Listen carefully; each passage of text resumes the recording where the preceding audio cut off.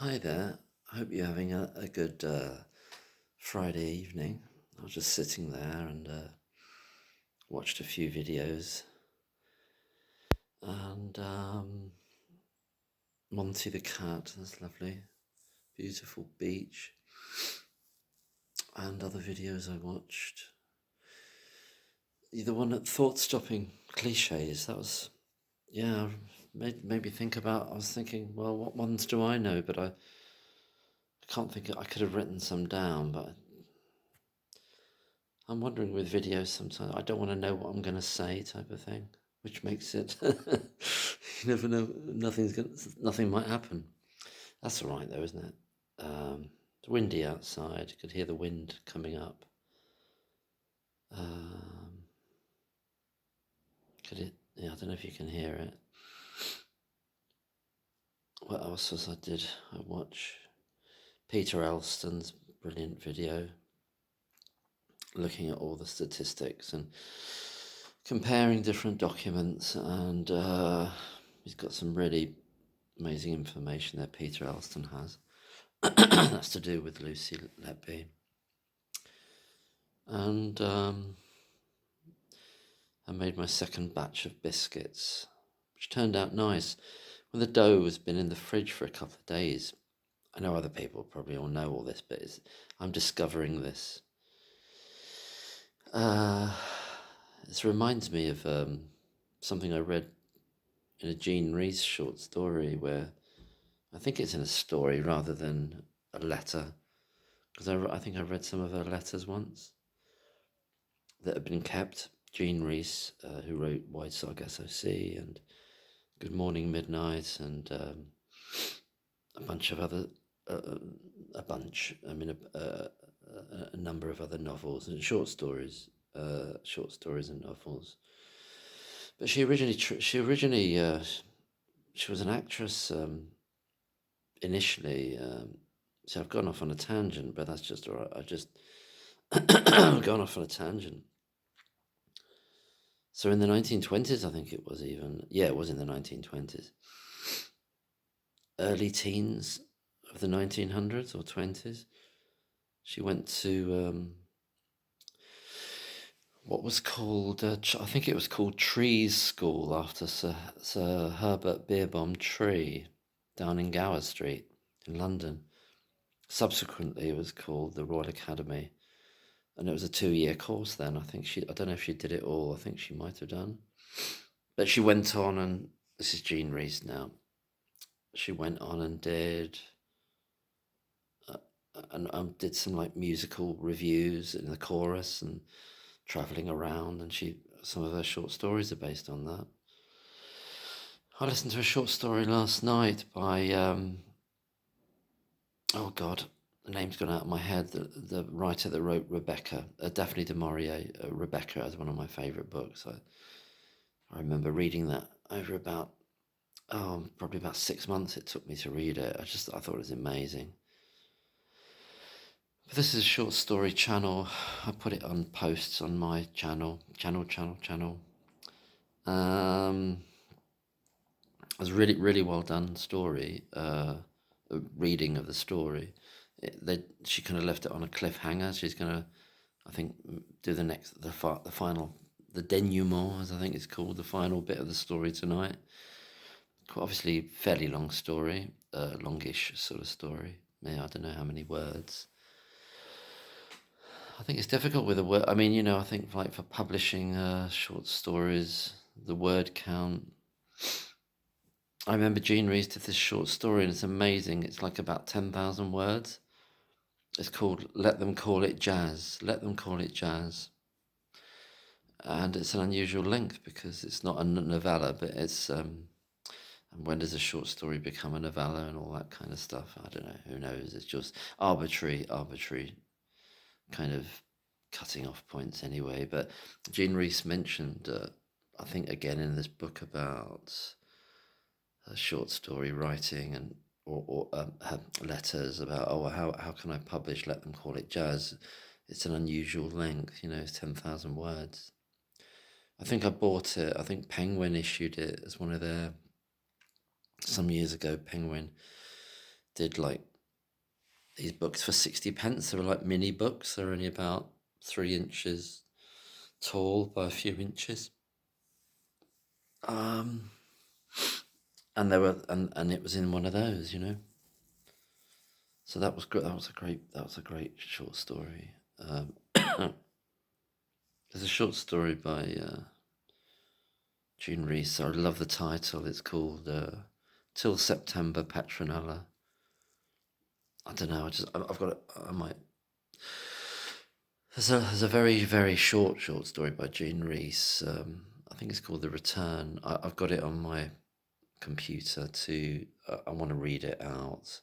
I don't know whether to put like a soundtrack behind it of maybe some kind of atmospheric musical thing, or maybe or sound effects.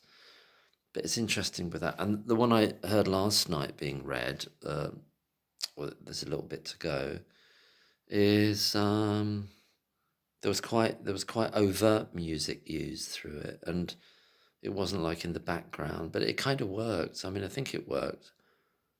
Yeah, it didn't bother me that much, you know.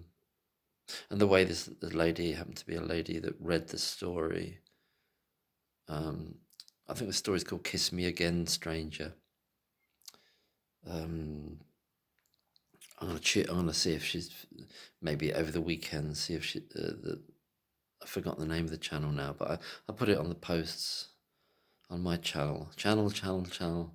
Because all the channels. Interested. Channeling as a verb, isn't it? Channeling. What are we channeling? There's this kind of light shining on one of my eyes there. That's what that light is. It's catching. It's a reflection of the fairy lights, and it's flashing because that's me blinking, I think. It's nothing weird, you know. It's just, well, maybe it is weird. But yeah, thought-stopping cliches. It's very interesting, and the cult video, I found that just talking about how it's very subtle, or maybe sometimes it's not subtle at all.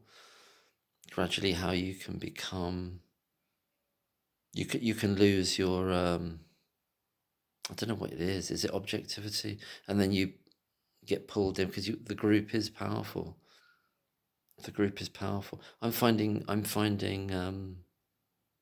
in recent years very difficult being in groups of any kind. I mean, I've dipped in, and so this is socially, but also like in an arranged thing. And I'm finding it very difficult to do things that are arranged in the future. I think it's just where my head is. I want to get better at it, but I'm just not there yet, really. But I tried to dip in the other week when I went to this play reading in a town up the road, and it was a bit of a difference. I'd kind of, the thing with that kind of thing is that if I hadn't gone, they wouldn't have missed me because they weren't expecting me, type of thing. So I could just like say, oh, I could go to this, but then I could not go. I could get to the door and not go.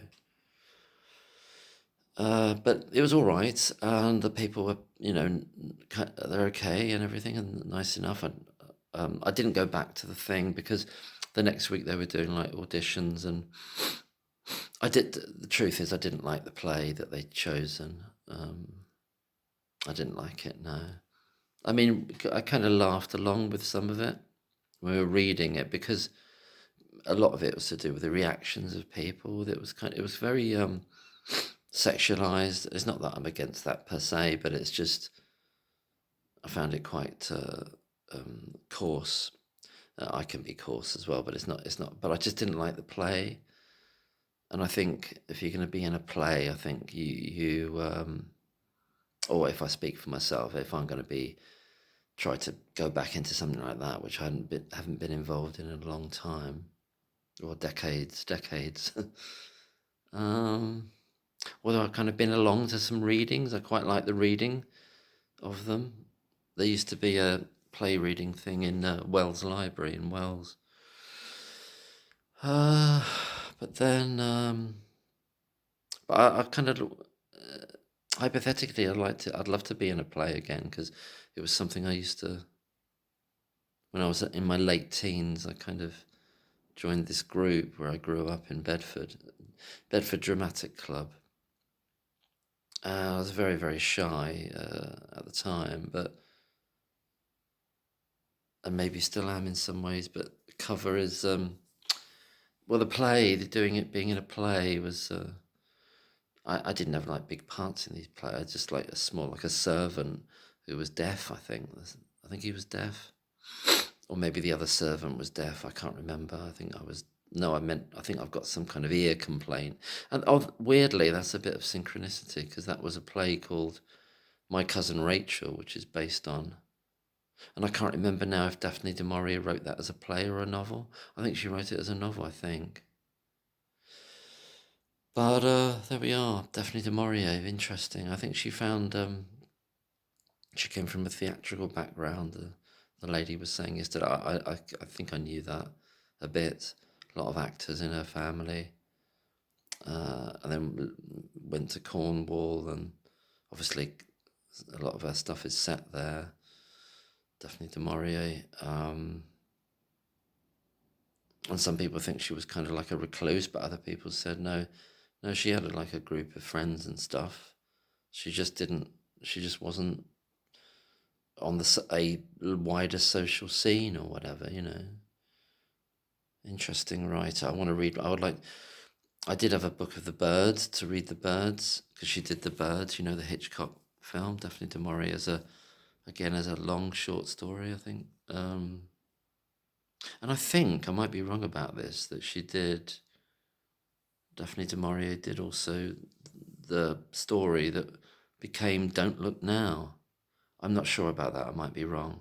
The one with Donald Sutherland and I can't remember the actress playing his wife, where they go to Venice and it's really spooky, and the daughter's been, sadly, they lose their daughter early on, and I think he's an architect or something, Donald Sutherland. I think that might be from a Daphne du Maurier story. I might have to. I'll check that. I'll check it out. But yeah, no, I sort of, it's strange. When I went to Glastonbury recently, and I just dropped off on the off chance, and I was coming down the hill. I got into a conversation with a Chinese lady just by chance, and her daughter. I mean, she happened to be Chinese, happened to be Chinese. As I happen to be white, whatever white is. It's all nonsense.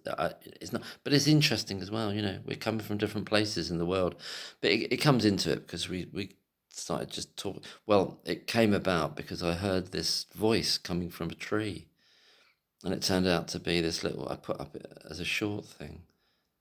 Where did I put that up? Oh, I think on the Misfits. And somebody like tied with a little string or whatever it was, this little recording device of a spiritual message about God and things like that. Yeah, so, and she happened to be coming by, and I just pointed it out to her. Before that, there was a guy that had walked by, and he says to me, "Is that a very interesting bird?" Because I was studying this tree.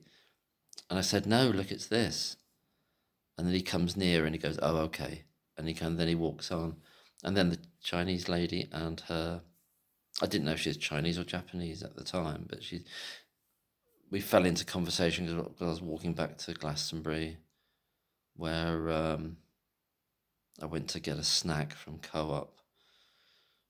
And her daughter was there, I think probably a teenage daughter, but she was saying about why she was interested in the area, and she said that quite in her country, and a lot of people put those recorded messages in places, and it was quite funny. She said, "Oh, it's a bit lazy doing that. You can't be bothered to actually be there and give you a spiritual message. You just leave a recording." I'd never seen one before. I don't know if they're called something. It was in the shape of a lotus flower, I think. Yeah, it was just a bit of a conversation starter in that sense, I suppose, but not that I knew it would be, but just had a chat with her along the way back, and fell into step, as it were, down the rest of the hill, and into the town.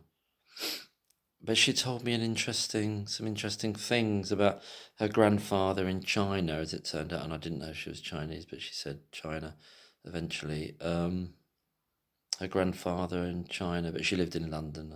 She also said grandfather was a shaman, and but also like a performance artist, but using the earth, like, I don't know, not mud or the earth, in different ways, like to make paintings or images, and maybe did performances, stuff like that. And she said there was a certain part of China she came from where there was this shamanistic traditions and stuff like that. And I mentioned to her I'd read this book called I think it's called I think it's called The Red Earth, and that was about a young Chinese student. I read it, I don't know, 15, 20 years ago, and more maybe. And he was like on his travels, and he was going around China and discovering these different Chinas, even ostensibly under the one kind of, Communist Party or whatever, but there's many, many China reaching back into the mists of time, still there. Obviously, I say obviously, but it was interesting to read about it. But we can just think it's just countries, or it's easy to think the way the news goes. This is just what this country is, but there's many, same as other countries, isn't it? There's many kind of countries within countries, or sub kind of not sub different communities, cultures reaching back, and the shamanistic thing. Then she said she lived in Mongolia. I never found out her name, this lady, or the daughter. She lived in Mongolia, and she'd touched this tree of life. There's some kind of tree of life there, and she touched it.